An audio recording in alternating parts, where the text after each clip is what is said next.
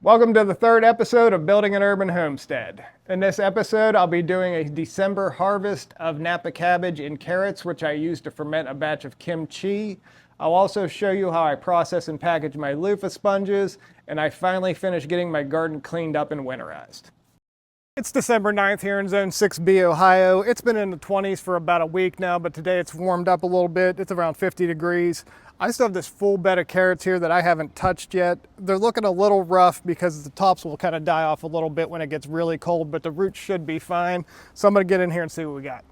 It looks like I got some pretty decent ones in here. These are the new Corotas, so I'm gonna go ahead and pull a bunch of these.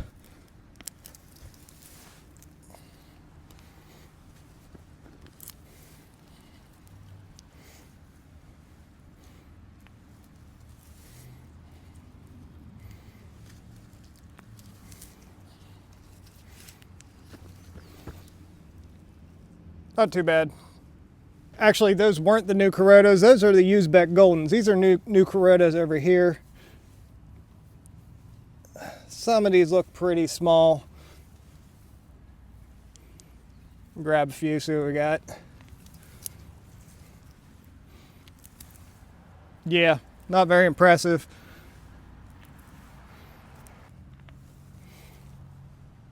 Those are a little better. I'm gonna go through here and see if I can find a few more good ones. We'll get them cleaned up and see what we got. Not too bad. That bed is still pretty much full. A lot of them look pretty small though, so we'll just see how long we can keep harvesting them. The main problem I have with leaving carrots in the garden all winter is bug damage. Last year, the carrots were still fine at the end of December, but they were just getting destroyed by bugs. I do still have some Napa cabbages out here in the garden, but they're looking pretty rough, so I'm gonna go and take a look at those and see if there's anything I can salvage. In this bed, I have some Napa cabbage and some cauliflower. They're looking pretty rough. You would think they were dead, but I'm hoping it's just the outer leaves and I can salvage some of what's on the inside. The cauliflower, these outer leaves are pretty much dead, but the inside looks perfectly fine. So I think as long as we don't get any super low temperatures anytime soon, I may have a chance with this. But I'm gonna go ahead and, well, maybe I'll just,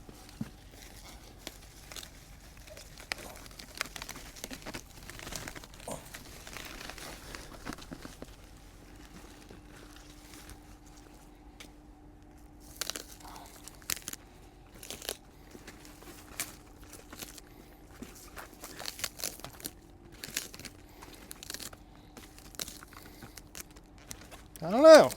It's looking kind of promising under here.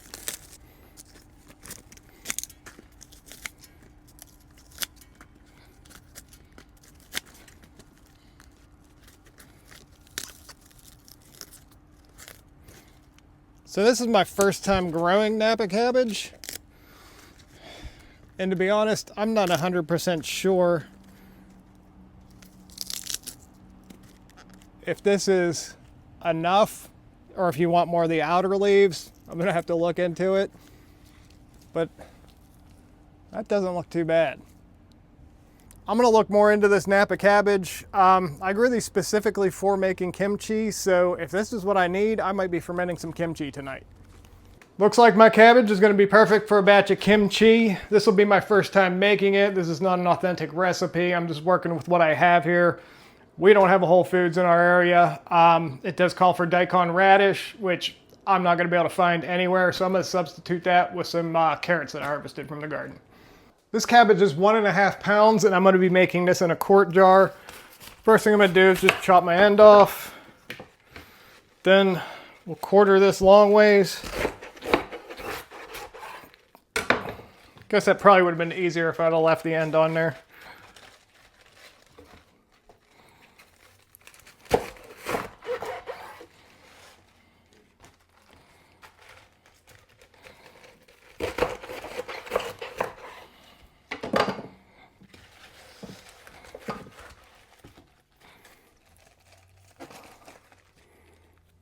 I'm gonna cut some more off of that. That looks good.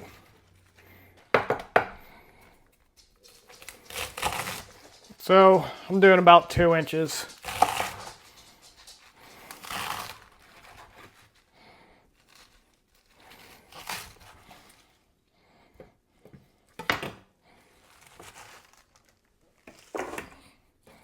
I'm gonna add a 1/4 cup of salt to this and give it a good massage to try to draw most of that water out of there.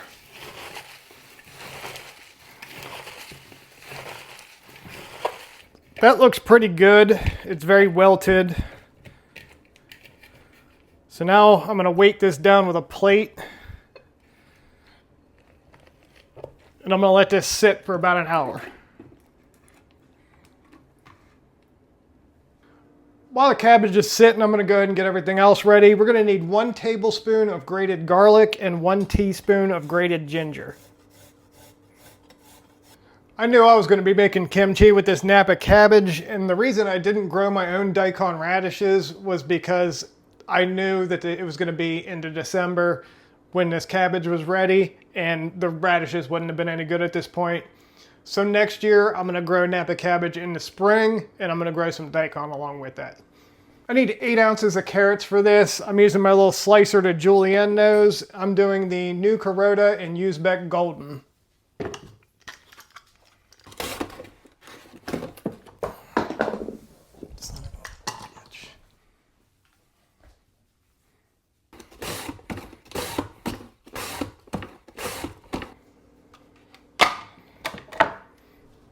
I love this slicer. We're gonna need 4 green onions for this. So just cut the ends off. I like to split the white part.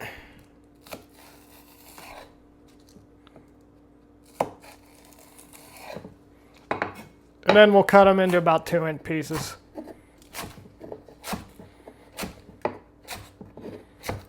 So you're supposed to use Korean chili flakes for kimchi, but that's another thing that I couldn't find. Surprisingly, I did find this Korean chili paste. So as a substitute for the chili flakes, I'm gonna do 2 tablespoons of this, and I'm gonna do 2 tablespoons of regular just red pepper flakes, but I'm gonna go ahead and throw them in a food processor and blend them up a little bit so they're a little finer. Cabbage has been in here for a little over an hour. You can see all the water that came out of there.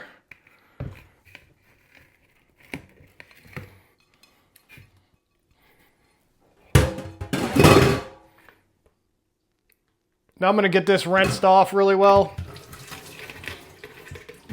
I got my cabbage rinsed off really well, and while it's in the strainer draining, I'm gonna go ahead and get all my ingredients for my paste back into my bowl here.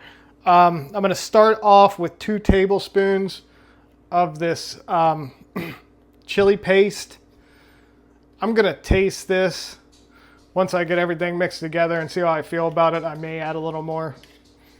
I've got 2 tablespoons of the crushed red pepper flakes that I attempted to grind up a little bit in here.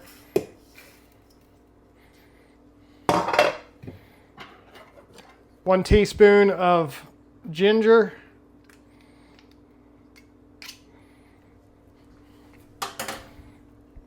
Tablespoon of garlic. Do 2 tablespoons of fish sauce. Got all my ingredients in my bowl here mixed up. Now I'm gonna take my cabbage and I'm just gonna lightly squeeze some of the remaining water out of it. Add the cabbage to the bowl. Now I'm gonna add all my carrots and green onions. And then I'll get some gloves on and we'll get this mixed up. This actually looks like more carrots than cabbage right now because this cabbage kind of shriveled up so much from the salt. But I assume that after it ferments, the carrots will kind of do the same thing. So that's what it looks like now. I want to taste this just to see if it's spicy enough.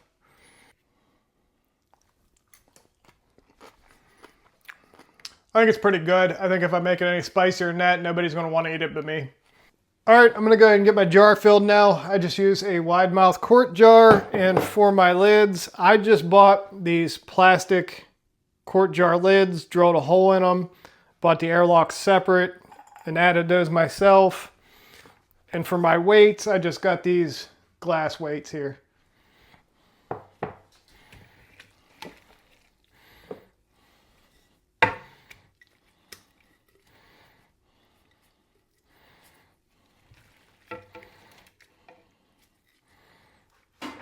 Probably could have grabbed the funnel for this.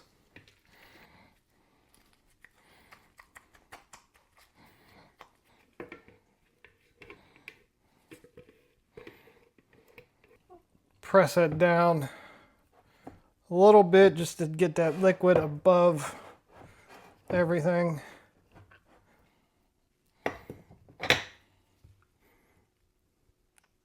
So I want to make sure I kind of try to get everything tucked under that weight because we don't want anything floating up above the liquid.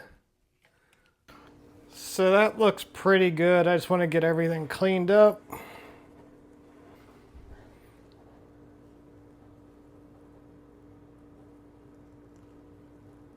So I'm going to get my lid on.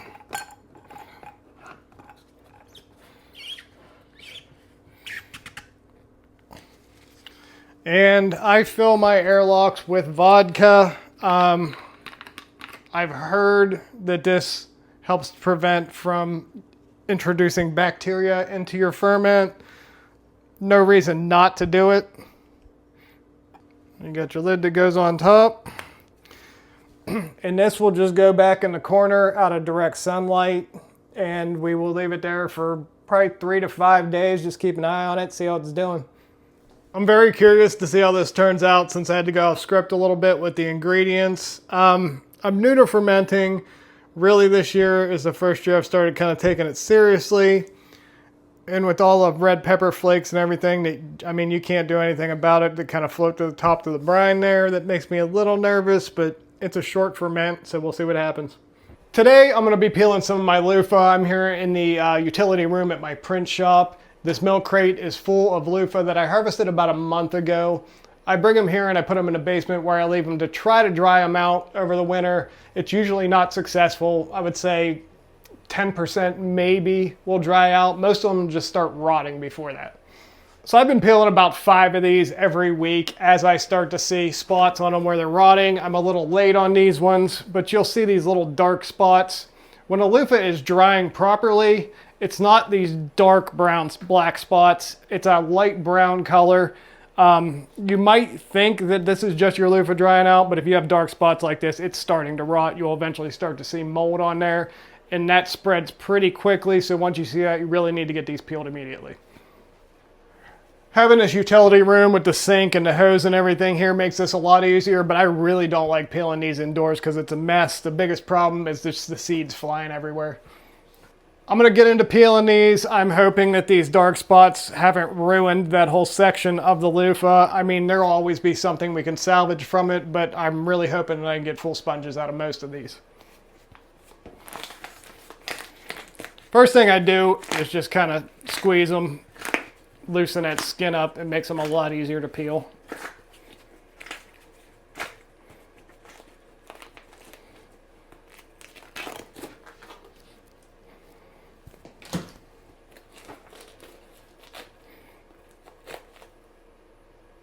So these don't look too bad. So, well, I don't know.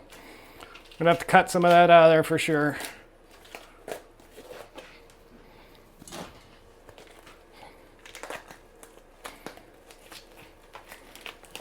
Yeah, see that mold spot ruins that whole section of loofah there. It gets real thin and brittle. So I'll have to cut those out, and these will just be loofah sections, you know, a little smaller than usual.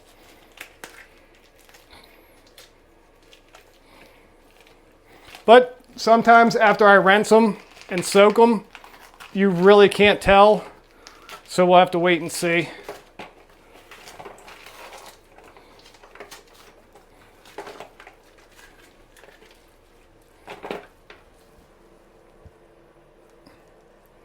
That's how much damage those little spots of rot can do to these things. Yeah, this one looks like it's actually rotting inside too. Once I get these peeled, I just squeeze them, loosen everything up inside.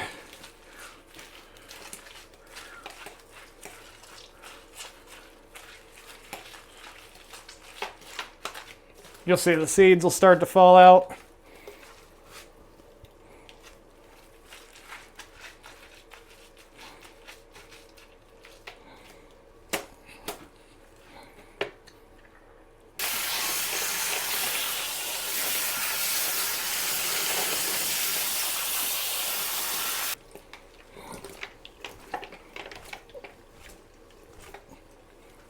So I'll just keep repeating that process, just kind of working all that slime and everything out of there.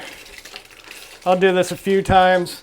And if you go right down the center of these, you can see seeds popping out now, and just kind of squeeze right down that spine.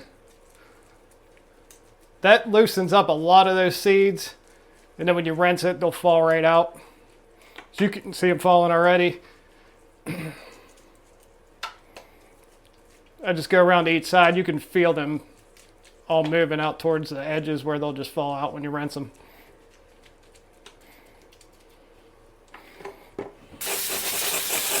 So this one actually isn't too bad. It's just got some dark spots. It hasn't really damaged the loofah. So after I soak this, those might come out almost completely. So this might end up being a really good sponge.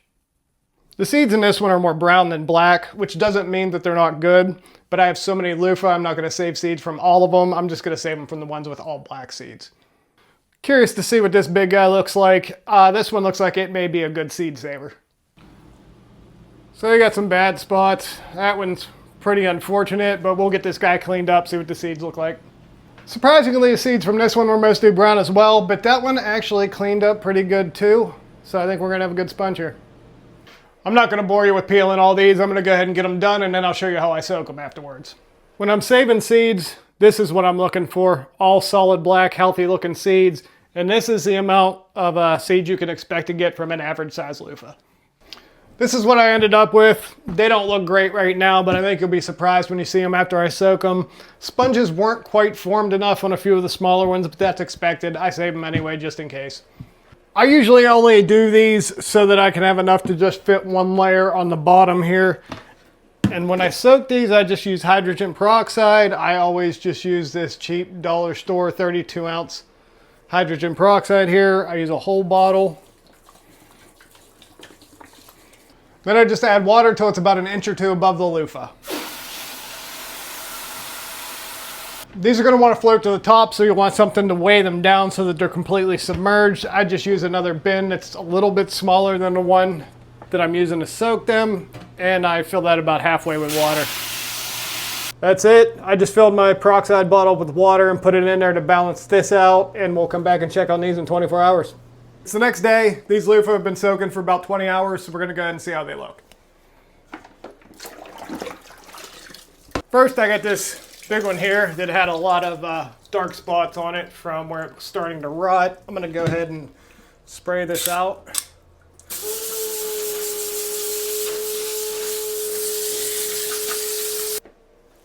So that one's actually pretty good. From about here up, some of those stains didn't quite come out, but I'll just cut it off here. And this main part here is going to make a good sponge. This will lighten up even more as it dries out.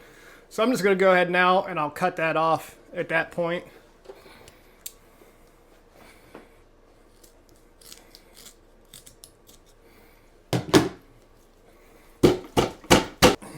And this one will make two really nice shower sponges. When I cut off pieces like these, I'll just use these, you know, 1 or 2 time use if I got to scrub a grill or something, and just toss them afterwards. This one came out really good. Some of them get a lot whiter than others, but you can see there's only one like slightly discolored spot on this, so that's a good sponge. This one came out perfect. Using peroxide is so much nicer than using bleach. You don't have that bleach smell or anything. All you gotta do is give these a good rinse and they're ready to go. That one's still bad. I'm just gonna cut that section out.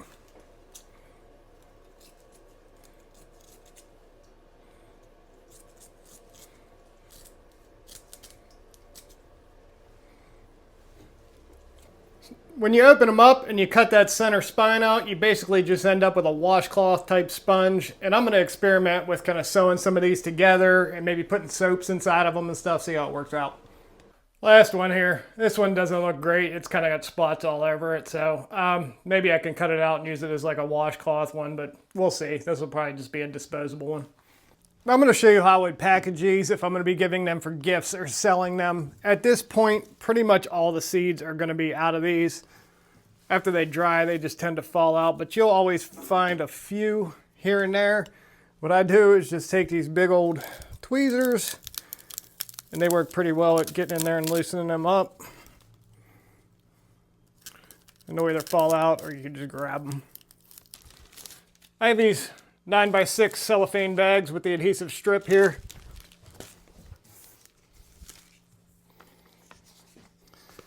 And I just designed little labels, printed these out on my printer on some paper, sticker paper.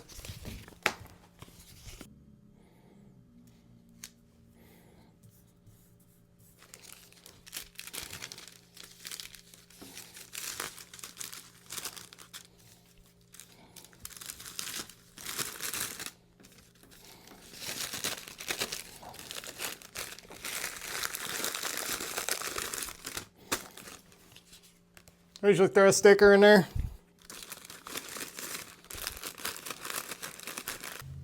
And I also throw in one of these cheap plastic hooks, which we use to hang them in the shower. I'll show you how these work here in a second.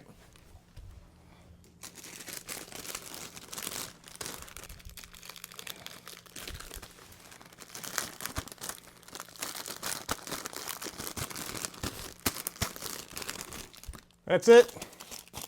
Ready for gifts or for sale. So these hooks are perfect for loofah. Stick them to your shower wall, and after you're done with your loofah, they hook right on there. This allows them to dry out instead of leaving them lay flat. They'll end up getting moldy.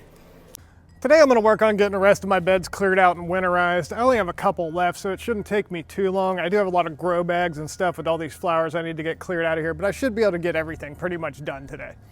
People always say that it must be nice to get a break from the garden for a few months, and while it definitely slows down, there's always something to do. And even after I get this stuff done, it's mid-December now. Come February, I'm going to be starting seeds, and that's going to occupy all of my free time. Everything I grow in my garden, I start from seed, plus I sell plants. So my seed starting operation is a lot of work. I usually do about 1,000 plants. When I clear out my beds, I just chop the plants off and leave the roots in the ground. This little oscillating saw makes that pretty easy. I didn't have enough leaves to do all my beds, so I picked up some of this easy straw, which I've never used before, and I'm hoping this is well compressed and is going to go farther than it looks like it's going to, because this thing cost me $16. Seems like it's pretty dense.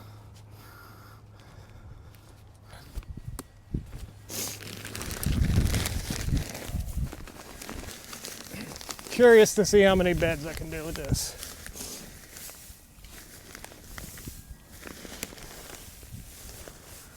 Oh yeah.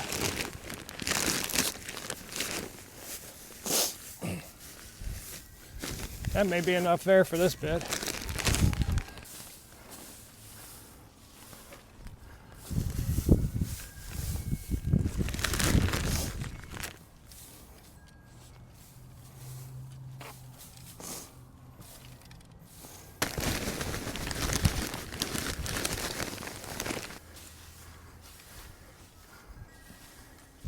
So I was able to do these two 6-foot by 3-foot beds, and I did a light layer on 2 smaller beds. So there was more there than I expected, but is it worth $16? No, but I had no other option really. I'm sure some people will be wondering why I winterize my beds. If you're the kind of person who just tills your soil up every year and relies on store-bought fertilizers, it might not be something you want to bother with. For me, I don't use any store-bought fertilizers. I just work on building good soil. So all this stuff, the leaves, the straw, everything will break down, and that'll help to build that soil up. Also, when I cover the beds to protect that soil, in the spring, when it comes time to plant, the beds that I neglect to cover sometimes will be much more compacted, drier. So this makes it a lot easier. The soil's a lot looser and a lot healthier in the spring, so it saves me some work. I don't till anything. I will broad fork a little bit if I need to, but sometimes when I winterize the beds like this, I don't even have to do that. I don't add compost to the beds before winterizing. Some people do, but I add compost to my beds all season, so I don't see much of a point in it. I'll do all that in the spring before I plant. So that's it. This garden is pretty much done for the winter.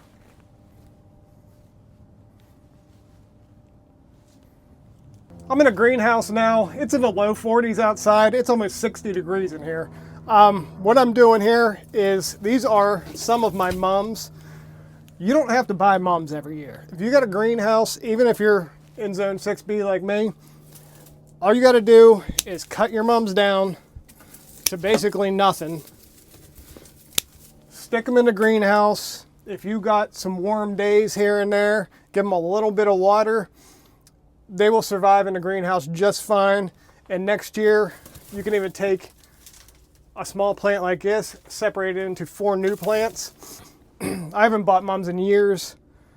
Occasionally somebody will buy them for us. Somebody bought us this one this year.